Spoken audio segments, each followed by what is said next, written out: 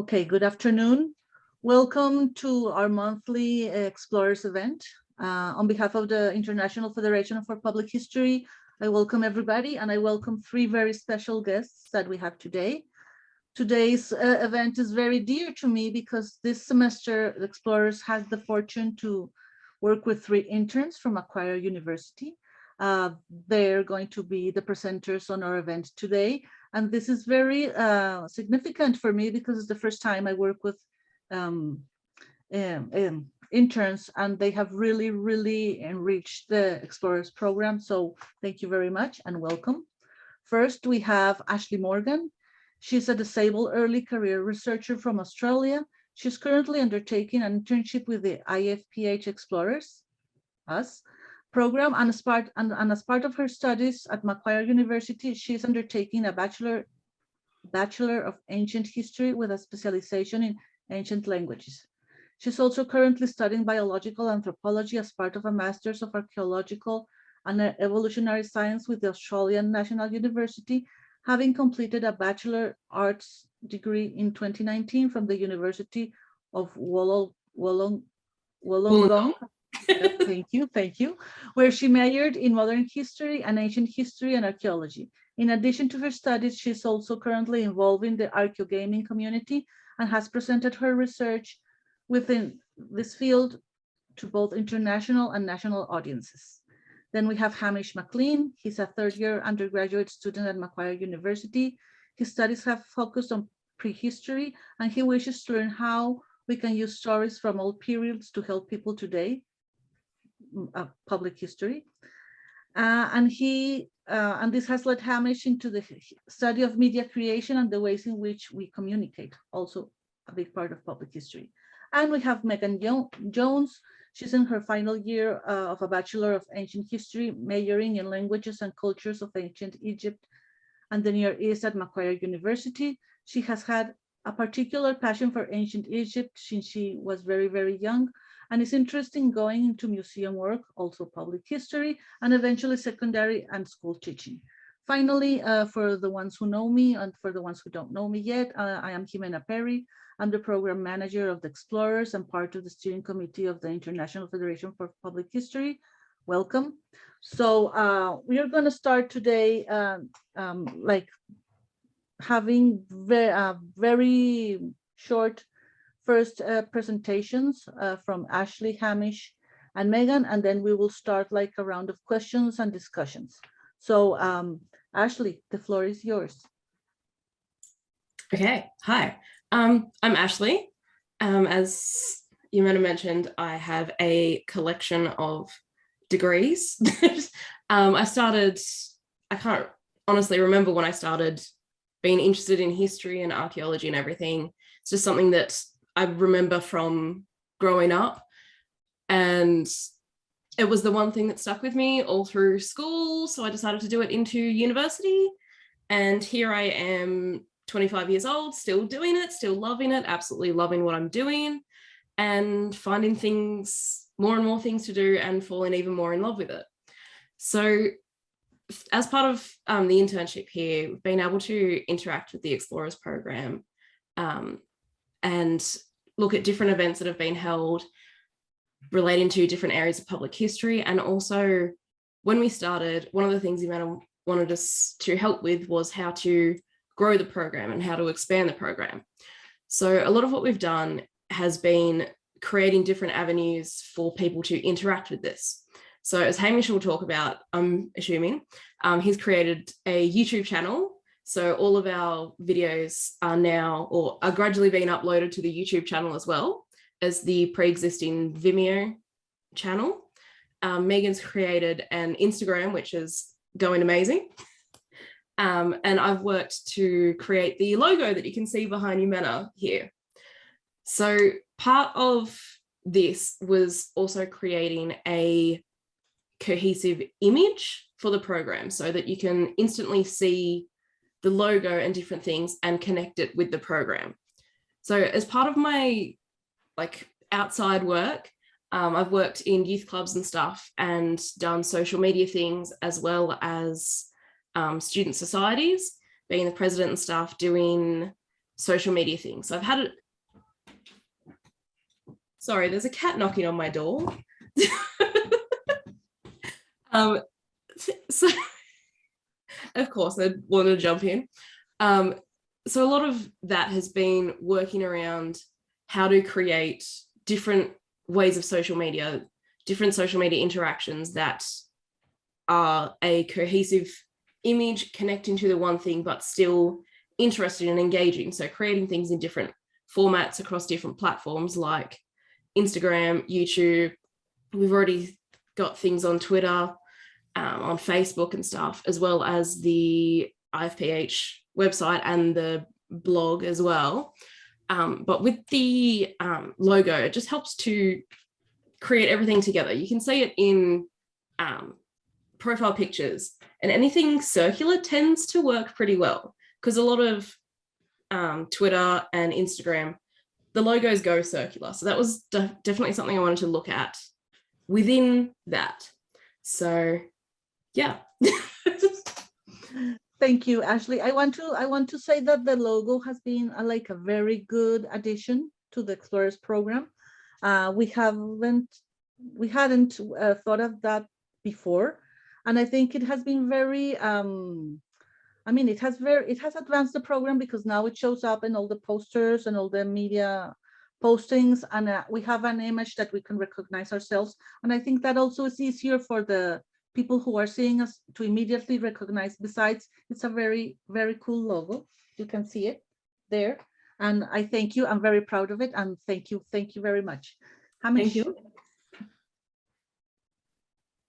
So I've been doing pretty much a lot of editing for the Explorers Club, just going through the old Vimeo videos and analyzing the analytics on those and trying to put that into YouTube.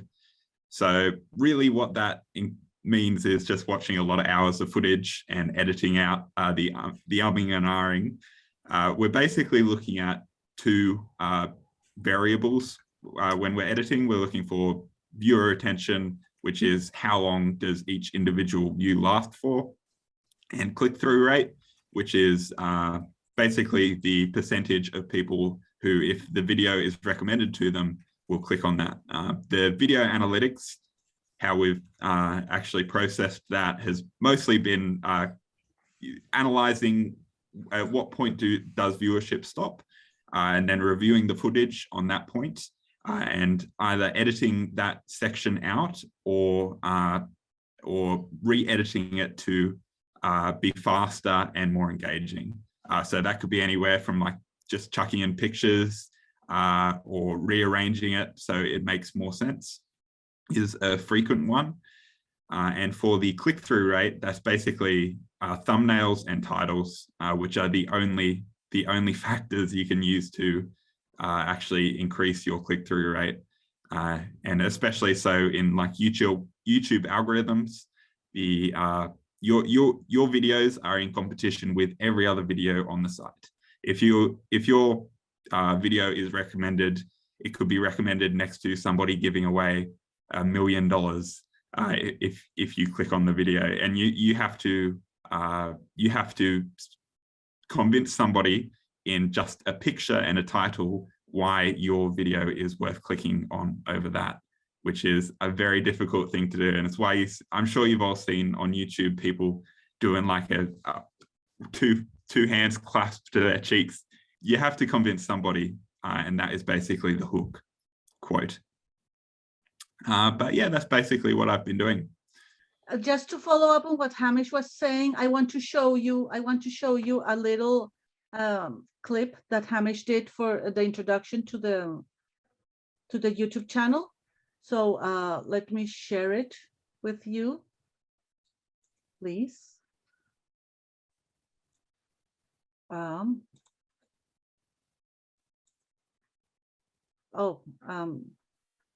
sorry, I didn't share the sound, so I'm sorry, I have to do it again. I apologize, but I'll do it now. Share sound. Okay.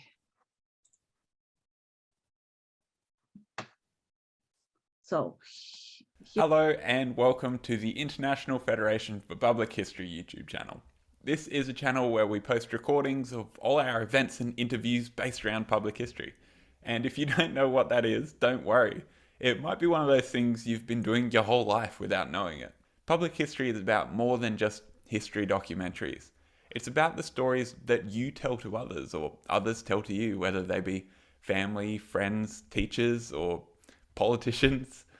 Public history is about the ways in which those stories are told and the moments that they make contact with you as an individual. The IFPH events on this channel are an amazing way to have a look behind the curtain of what goes into those moments and see if they've affected the ways you look at the world. The events recorded are public, so if you would like to participate in one or ask questions, please head over to the IFPH website to see what events might be coming up, or follow us on Twitter and Instagram to keep updated. See you around. Hello. Oh, so thank you. That was just an example because one of Hamish's job has been like to rebrand the videos we have so far. So far, we had approximately more than 20 videos, and we are producing more and more. And sometimes they get too academic and too lecture-wise. And one of the objectives of the Explorers is precisely to go beyond academy and not to be more friendly with the audience. And that's what public history is also about, like to go beyond classrooms. So we will expand on that later. Thank you, Hamish. Megan? Yeah, thank you. So like Jimena said, I've just really enjoyed history from quite a young age. Currently finishing up my bachelor's at uni, planning on doing a master's in teaching so I can go on to that secondary teaching. Still hoping to do some museum work because I think that would be really cool. And especially after doing my blog post about Margaret Cock, I was really interested in seeing if I could implement any of her ideas into museum work. It really tied in well with our the unit that we're doing this internship under as well, where we're talking about public history, cultural heritage, all that kind of thing. And I found it really fascinating, some of the things she had to say and how she'd been putting them in into practice. As well as that, I've kind of just been popping around doing a bunch of random things with the Explorers. So I did the blog post. I've been organizing the next, not the next event, the event on the 3rd of June with Chris Houston, who's one of my lecturers. And I just found it's very clear he's got a lot of firsthand experience in Turkey. I think he lived in Istanbul for a little bit. And so I'm just really curious to see what he has to say. He doesn't get to talk about it much in the class that I take with him. But whenever he sort of inserts it in bits and bobs, it's really interesting to hear about from him. And I thought that would be really nice to do an event on. Other than that, I've been working on the database of the programs and centers, trying to make sure that that's all up to date, because I really believe that these like universities and all these other centers are ways we're going to spread the information of the Federation around by telling students and telling lecturers and all that kind of thing. That's how the word spreads. It's how more people get involved. And especially as the Explorers are aiming to get it to younger generations, that's where they are at the universities. That's where they need to hear it. And other than that, yep, the Instagram. So that was just the idea I had, mainly surrounding the fact that Instagram to me is a platform that most of our younger generation uses. As far as I've witnessed, it's the most predominant one. Most people I know use Instagram. I think all the people younger than me are still using Instagram. So I just thought it would be really good to bring the Explorers onto that platform, because the more younger people are exposed to it, even if it's just sort of randomly popping up on their feed or anything like that. And Jimena's great idea with including all the hashtags, that's how it's all going to get spread to younger people. Yeah, that's about it. I've been doing, just floating around, doing everything. Been having a lot of fun doing it though. Okay, thank you, Megan. I want to share my screen also because I want to show people your blog post. This blog post is one of the first ones we have. I work in conjunction with Cassandra Marcillo. Cassandra is the editor of the Bridging blog of the International Federation for Public History. And we are trying to get people to write in the blog. So this is the first reflection made of one of our videos. Margaret Koch is the director of the Bullock State History Museum. She made I interviewed her, it was great. And this reflection is one of the first one. It's very good.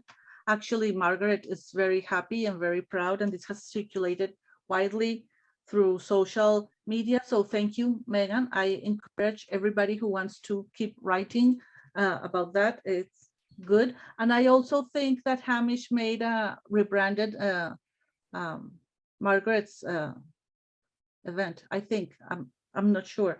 If you want to check, just follow our YouTube channel. So thank you very much for being here. And I have now a question for you. Before starting this internship, did you know what public history was? And now do you have a different idea? Let's start again with Ashley, Hamish, Megan. So I definitely come across public history and interacted with public history. And around the same time I was starting the internship, as part of the class we're taking at Macquarie, we have to write a weekly blog post. And the first one was, what is public history? And I went in and I talked about all the different things and all the different ways that public history can be interacted with. And so from things like going to museums, seeing events like this, interacting with news even, through social media, through television, through movies, through documentaries, through video gaming, through so many different aspects of our day-to-day life, that my kind of conclusion at the end was, well, what isn't public history? It can really kind of encompass everything and is definitely not the very staunch, still academic, but somewhat interacting with the public view that I was presented with as part of my high school education and within a general historiographic review of history. Thank you, Ashley. Hamish? Yeah, I definitely had no idea that public history was like its own discipline prior to the past few months. I had done, basically in my first year of uni, I started a YouTube channel about history just because I thought I wanted to like tell the stories to a wider audience, but public history as a discipline, I had no idea about. And I think that goes for a lot of people who actually operate in the field. They have no idea that they are doing public history. And it is a category that we kind of place on people, which makes it very difficult to define. But yeah, but personally, I had no idea that I was doing it. But I'm glad that I found out. Yeah, Ewan and Ashley have touched upon a very difficult topic that we're going to address after Megan's intervention, is like, how do we define it? It's very difficult. It could be very emotional because it could be everything, but it could also be nothing at the same time. So let's hear Megan first. I was just going to say, very similar to both of them, I had no conscious knowledge that I was engaging with it, didn't actually know it was its own discipline, but obviously as a kid who loves history, I was taken to museums. Even within my school, we had a lot of interaction with the Aboriginal community teaching us things. I think that's involved kind of in public history as well. All those kinds of things I definitely had interactions with, definitely had no clue it was called public history. And as an ancient history student, they don't really care about showing you that. So it's good that in my degree, there is those subjects that sort of go, hey, look, there's not just ancient history. Look at this thing called public history. So yeah, the unit that this internship is under is actually compulsory for me, which is good because a lot of the other units just don't mention it in the slightest and are very much just focused on the content about that time period. But I think it's really good to be conscious, like when you're doing an ancient history degree and you might want to go into museums, you really do need to be aware of public history and that kind of discipline. So I think it's really great that I've now been taught and been involved in it. Yes, thank you. We can trace the origins more or less of public history to the 1970s, more or less. However, I have seen in the last 15 years, perhaps, like a very conscious effort and development of the field. We have all, I think we have all, as historians and anthropologists and archaeologists, we have all done some kind of public work sometime, but we didn't know what it was. But now it's like more conscious, because a public historian wants to engage with audiences and wants to bring knowledge to the people. We don't like the idea of armchair anthropologists or historians or archaeologists anymore. It's about, if you want, giving voice to the community and co-creating and co-curating and co-writing and things like that. And I think nowadays it's very, very popular, and it's gaining a lot of strength. And I think it's very good. It's very good, because as public historians, we have to know that we work with people. And if we work with people, we have to have some sense of ethics and things like that. So that makes me also very, very happy. So I would like to ask you, as young people starting to develop your development in the field, why would you think the things you have done with the YouTube channel, the Instagram, the logo, the video gaming and stuff are good ways to engage people in public history?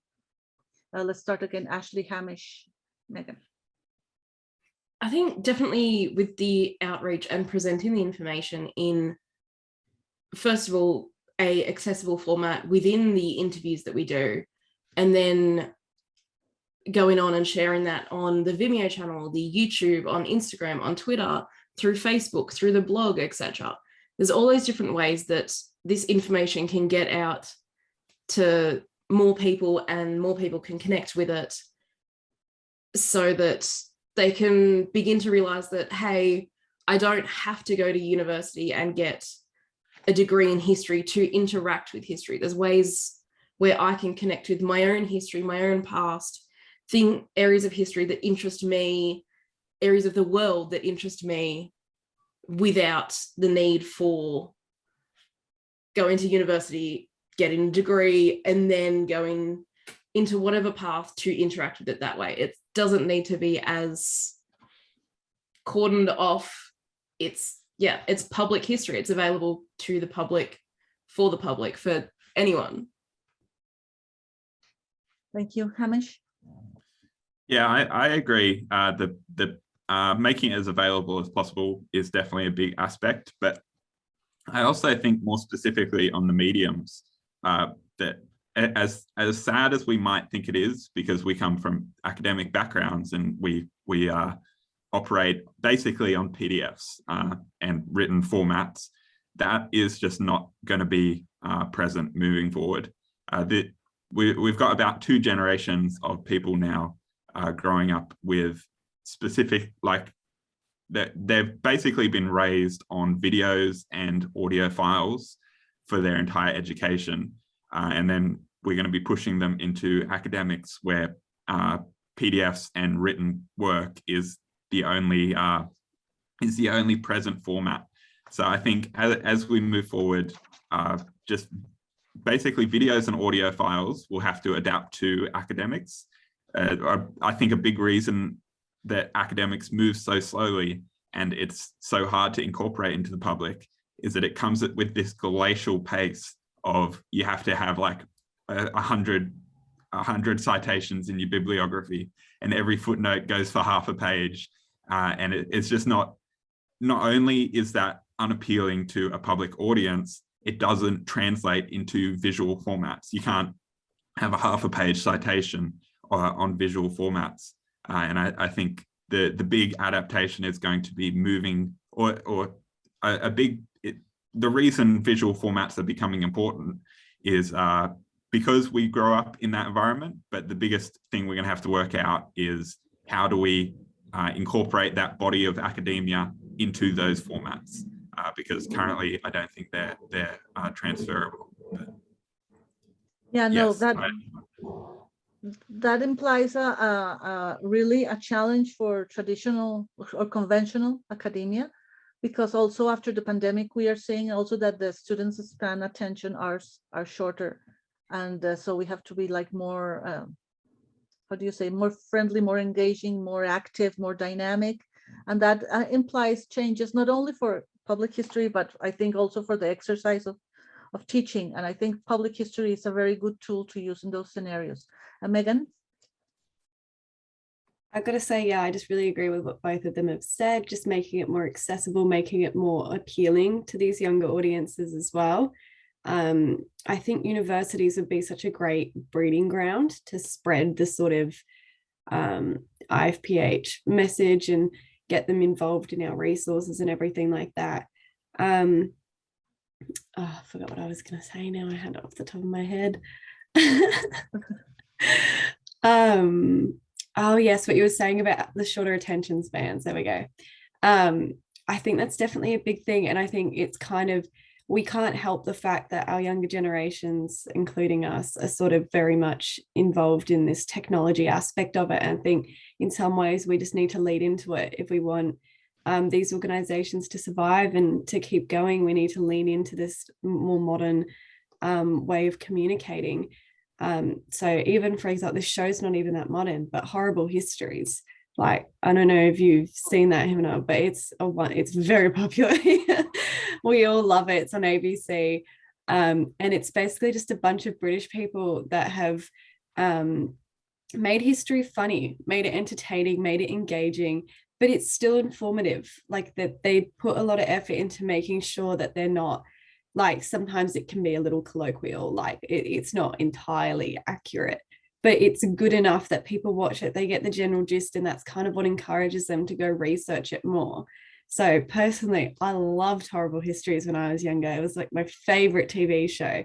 And it really encouraged my love of history. I was like, yes, this is amazing. I want to keep going. I want to study it at university. And now I am, and I still love the show. I think by doing things like that, even on Instagram, like that, and like the YouTube channel as well, there's such good ideas to just get that ball rolling, and to keep up. I mean, the Instagram's doing great already. The YouTube looks amazing. Like, I think we've been doing a good job of it personally. Yeah, you answered the question I had next, Megan, because I was thinking. No. I mean, it's great. It's great because I think it's a good transition, because I was going to ask you, what kind of public history projects do you think are successful?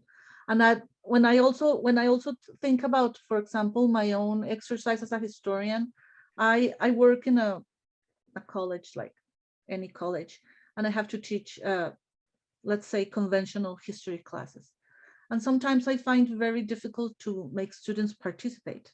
And I have found that when students participate the most are where they feel part of this topic, and when they can express their opinions, and where they have some debate or something is telling them something to them. And I think using public history tools for that, it's when it's effective.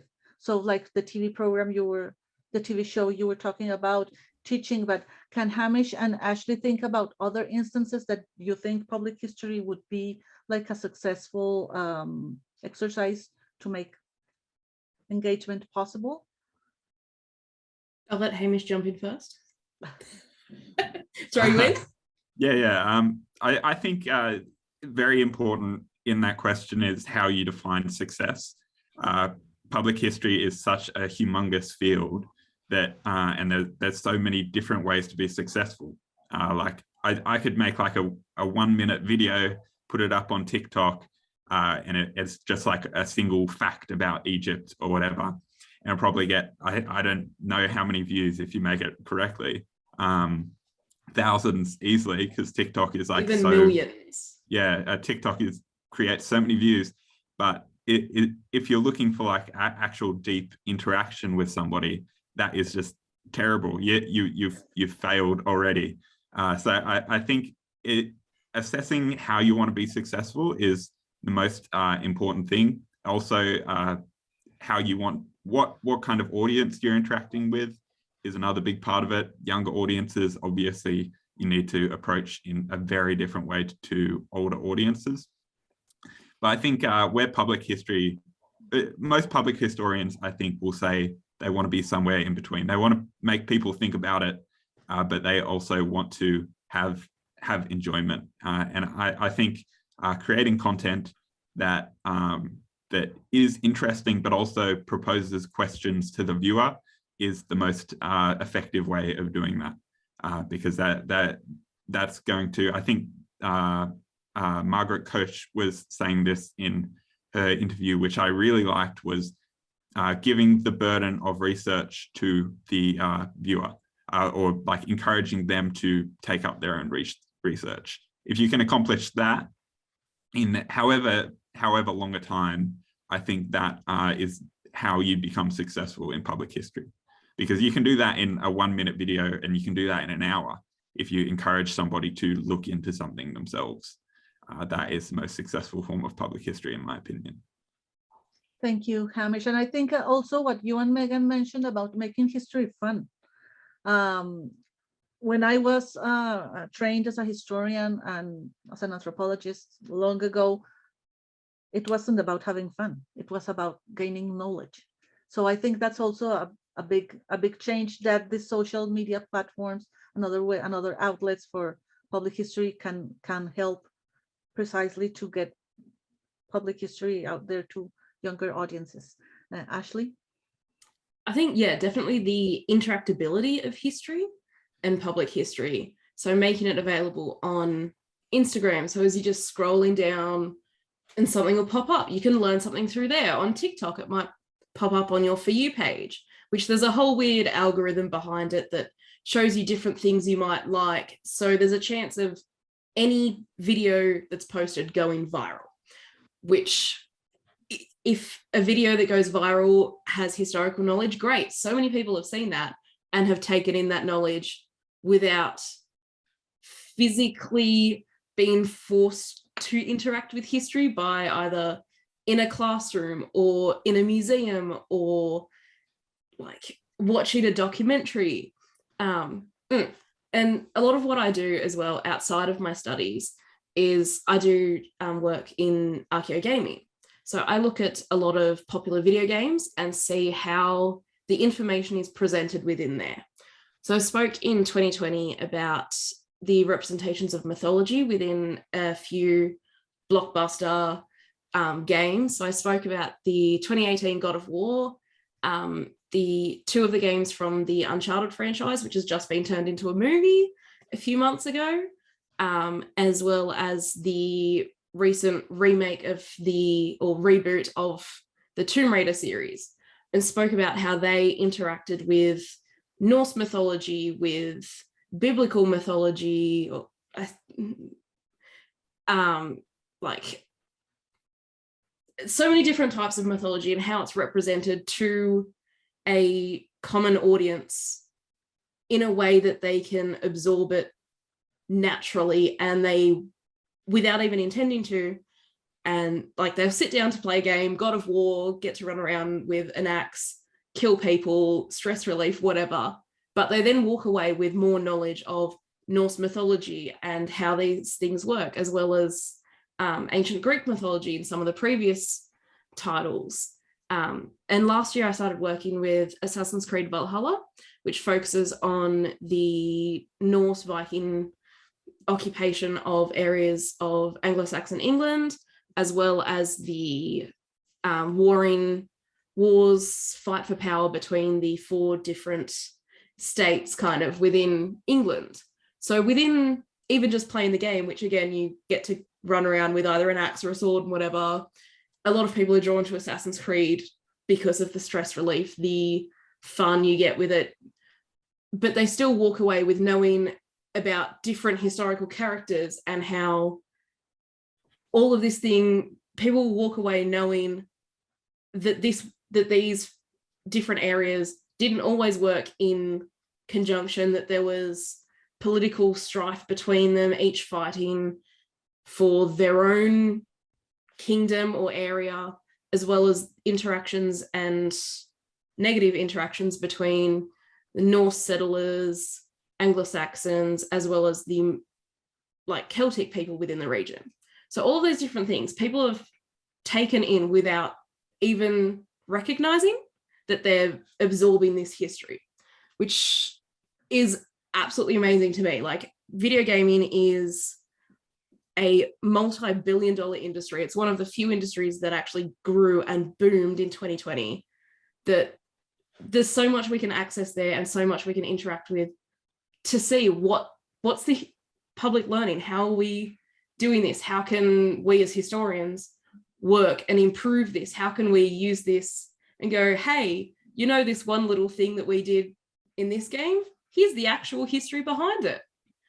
The different things like that, yeah, that's, if we can start doing that, and this is me preaching about my tiny, not so tiny area that I love, we can reach a so much wider audience and inadvertently get so many more people involved with the academic side of history. Like as Megan talked about, the Horrible Histories TV show, we watched as kids, drew her into history as well. I don't know if this will ring any bells for anyone of any other generations, but the shiny gold Egyptology book that had like lift the flap mummification process and all of these things were different ways that we as kids interacted with history, and now so many of us are in the field doing this, creating things for the next generation to further things. And I'm going to stop talking there on my rant. Thank you, Ashley. So let me ask you something as another kind of historian, which I'm not, but how would you answer if I tell you this way of doing history is trivializing history? It doesn't go into depths and doesn't have like the rigorous handling of the sources and stuff. How would you answer that in that regard as public historians? Would you agree first? And how would you answer? I think it definitely, in ways, yes, but as we've seen throughout the development of history over hundreds of years, history needs to evolve to keep up with the times and with the new groups of people coming in to keep it relevant. And then like the way that we do academic history now is different to the way it was done 50 years ago, which is different to the way it was done 50 years before that, and all these different ways. So yes, it's different to what's commonly seen as academic rigorous history, but that doesn't mean it's not valid. That doesn't mean it won't become the new academic rigorous history. Yeah. Thank you, Ashley. Megan? I was just going to say, I don't think it's its role to, I think it's okay that it trivializes it. I don't, that the role of these kinds of things like games and TV shows is merely to get people interested. It is just to make history fun and to engage a wider audience. If people seek to look into it further than that, that's where you can go to the proper history with the proper, well, I say proper history, the history with more sources, that's more academic, that seems more history-like. I think it is totally okay that these games trivialize it a little bit. Like I said, it's not their role to be the straight facts, to be the straight sources. They're forms of entertainment. That's what they are first and foremost. That's all I wanted to add. I like that answer, actually. Hamish? I think there's a lot of elements to that question. Most of all, how we should transfer the academic bodies of research, which can pretty much only exist on paper. They can pretty much only exist in writing, because you've got this massive freight train of citations, and you're trying to bring about 100 years of history, and you're trying to attach it to one engine, and it's just trying to drag it along. And how we should transfer that into other mediums is a massive question that I don't have the answer to. But in terms of trivializing, I think I do agree with that in some ways. And I think public history, while yes, first and foremost, it needs to be entertaining, especially in this day and age, I don't think it's got these two aspects of, like, one is trying to release dopamine in people. Like you're trying to make a video game or a video that makes people feel good, or it releases serotonin in some way. And then the other aspect of it is you're trying to make it deeper than that. And I think that's where the trivialization comes in. And I don't even know if academics really accomplish this aspect of history, but it's like, why is this important? It's one thing to make it entertaining, but it's an entirely other thing to instill the importance of that into somebody. And I think that's where it becomes a bit trivialized, but it's a very difficult thing to do. Yeah, I agree. But I also like very much Megan's answer, because it's okay. If we want to be friendly and attract new audiences and stuff, we don't have to dump on them all the academic training we are used to. So I agree with you three. We still have some minutes left, and I would like to know if you have questions among you three. If Hamish has questions for Megan and Ashley, or Ashley for Megan and Hamish, or Megan for Ashley and Hamish, about the things you have done, about how you see yourselves as public historians in the future, comments about your work, etc. Yeah, I would really like to. My biggest question and thought is where do you guys think public history is going in future? How do you think it's going to end up? Would you like to go, Ashley? I mean, I'm happy to. I don't want to step in and just butt in. So, yeah, you go. It'll give me a bit more time to think. Okay. I mean, ideally, I would like it to just grow and be bigger. I said in my blog, and I'll say it again now, I really love the stuff that Margaret Cox done in her Texas museum, with making it like such a welcoming place, making sure communities want to go there, using spaces for other things. So people come to the museum and, oops, I've stumbled across something else now. Oh, look, it's history. Like that kind of, what else was she saying? Making the language simple, but engaging still for people, so a wider audience is able to sort of enjoy it and be happy with it.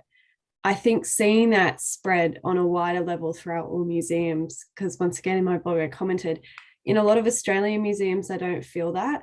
What she was describing about her museum in Texas, I don't feel that warmth, I don't feel that aura. To me, I mean, some of them sure, but the big main ones still will very much formal. I'm a museum, this is for history. And yeah, they'll have a couple of Aboriginal exhibitions that are just tucked away in the corner, still in very cold, stoic rooms that I'm just sort of like, this doesn't feel very cultural in the slightest. It would be so much better if this was like interactive, if you had actual Aboriginal people in there talking, like with her mental health Mind Matters exhibit. They were saying that you had survivors and just new people there all talking to each other about it. And I think this kind of discussion is what is going to help public history stay alive. It's just stop making history so exclusive and so specific to people who are professionally studying it or studying it in university. I don't think that's necessary. Involve everyone, get everyone. Doesn't mean everyone has to publish something, doesn't mean everyone gets to publish something, but having this discussion is how people learn, how history gets spread and all that kind of thing. And personally, I think, yeah, I've said the universities thing like 20 billion times, but I think that's somehow, I don't know how, but getting it more involved in universities, getting these organizations, more subjects in public history. When I was doing the programs and centers thing, and I was having a look at all these universities and what public history things they offer, I haven't even had a look at Macquarie's, but I don't think we offer nearly as much as some of these places do with specific majors and masters in public history. I don't think we do things like that. I don't know, but I think we that would offer be great. more than in public history than most other Australian universities as well. Like, yeah. We're supposed to be good for history, but it just doesn't look that way compared to some places overseas. Still a great uni, but I'm just saying there's more degrees like public history. I think especially as it is a growing discipline would be very beneficial in universities. And that's how you'd get federations like the IFPH and the Explorers as well. That's subjects like that is how you'd get them to spread to more areas. But yeah, I'll shut up now. No, you don't have to shut up. Thank you, Anything. Megan. I was thinking also about the example of Margaret Cock. She's amazing, yes. And I also think she has done a very good job, because she not only devotes like a lot of attention to the exhibitions and like how to involve people in the actual display and stuff, but she also does a lot of festivals that include, for example, dances or making crafts or activities with families. So the museum becomes not only this place for displays, but a place to go and hang out or to dance or to eat something nice or to watch a movie. And I think that has been very well, very well. I'm a fan of hers. So, I mean, I could just brag about her all the time. So Ashley, I'll give you the floor. I think public history is going to develop organically with the world. Like, we've already seen changes within how we interact with public history. Like the Explorers Project as a whole, for example, like a lot of these interviews and everything wouldn't happen if we didn't have the internet, if COVID hadn't have forced everything online. It'd be a lot harder to interact with things. And I think we're going to see public history grow internationally, not within, we'll see it within communities, but as a international global thing with more connection worldwide. A lot of people now are reaching out, trying to find their own personal histories of their family, whatever. So there'll be a lot more interaction of people going, hey, I want to know about this. My mother moved over from England in 1970. So I can go back and now with the internet look at, oh, what was going on there? What's happening where she moved from? What was going on there? Everything like that will get me involved in public history and so many more other people in ways extremely similar than that, as well as through different social media things, like as we talked about, TikToks, podcasts, YouTube, on Instagram, etc. All these ways that people will interact with it. And historians, we're kind of selfish. We want our work to be seen. If historians want to survive and still be relevant, everyone's been forced to go online to present these things in different ways. And I think we're just going to see that flourish from now on.